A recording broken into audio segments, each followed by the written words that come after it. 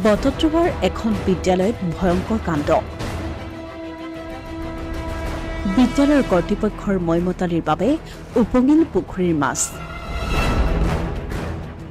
যি সময়ত দেশৰ প্ৰধানমন্ত্ৰী নৰেন্দ্ৰ মোদীৰ স্বচ্ছ ভাৰত অভিযানত দেশৰ প্ৰতিজন নাগৰিকে অংশগ্ৰহণ কৰি নিজৰ লগতে সমাজখনক স্বচ্ছ কৰাৰ সংকল্প লৈছে ঠিক সেই সময়তেই বটদ্ৰৱাত এখন ব্যক্তিগত খণ্ডৰ বিদ্যালয়ৰ কৰ্মকাণ্ডই চিন্তিত কৰি তুলিছে সকলোকে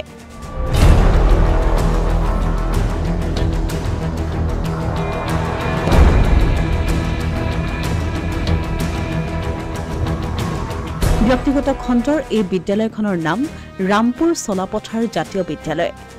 নামত জাতীয় বিদ্যালয় যদিও বিদ্যালয়খনৰ কেইজনমান শিক্ষকৰ মইমতালিৰ বাবে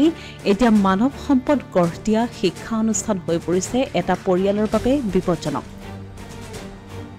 চাওক বিদ্যালয়খনত থকা জাবৰ জোথৰ পেলাইছে এই পুখুৰীত যাৰ বাবে প্ৰায় 3 বিঘা মাটিৰে আৱৰি থকা পুখুৰীটোত মাছৰ মৃত্যু হৈছে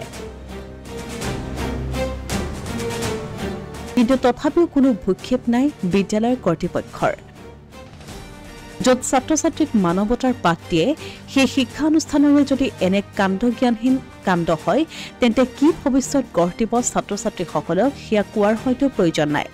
উল্লেখযোগ্য যে বটদ্ৰৱাৰ ৰামপুৰ চলাপথাৰ জাতীয় বিদ্যালয়ৰ এই কাণ্ড এয়াই প্ৰথম নহয় পূৰ্বৰে পৰাই বিদ্যালয়ৰ পেলনীয়া জাবৰ জোথৰ পুখুৰীত পেলোৱাৰ বাবে অকাল মৃত্যু ঘটিছে মাছসমূহৰ বিদ্যালয়ৰ কৰ্তৃপক্ষক বাৰে বাৰে আবেদন জনোৱাৰ পাছতো কোনো সুফল নাপালে আব্দুল সালাম নামৰ ব্যক্তিজনে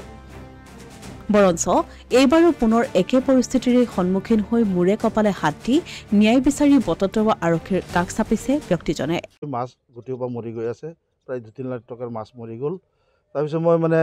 গৈ চালোঁ চতুৰ্পিনে মাছ মৰি আছে এই স্কুলৰ পৰা যিটো পেচাবৰ ঢালা আহে আৰু আৱৰ্জনা পচাকলা যিটো পেলায় তেতিয়া মই চিন্তা কৰি চালোঁ সেইটো কাৰণে মাছটো মৰিছে চাগে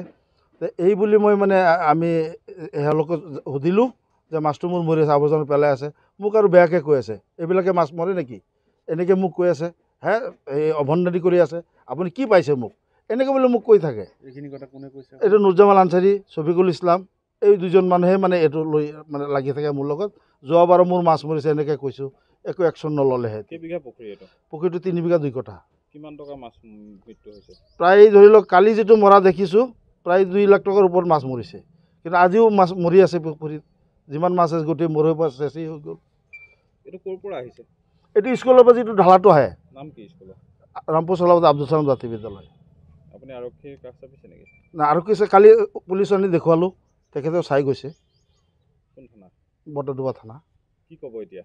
উল্লেখযোগ্য যে ৰামপুৰৰ আব্দুল সালাম নামৰ ব্যক্তিজনে কেইবছৰমানৰ পূৰ্বে নিজৰ ভূমি দান দি নিৰ্মাণ কৰিছিল এই বিদ্যালয়খন কিন্তু বিদ্যালয়খনৰ 2জন শিক্ষকৰ নেতৃত্বত কেইজনমান ব্যক্তিয়ে মইমতালি কৰি শিক্ষা অনুষ্ঠানখনত এক অৰাজকতাৰ সৃষ্টি কৰি আহিছে অসমীয়া প্ৰতিদিন ডিজিটেল সংবাদ বটদ্ৰৱা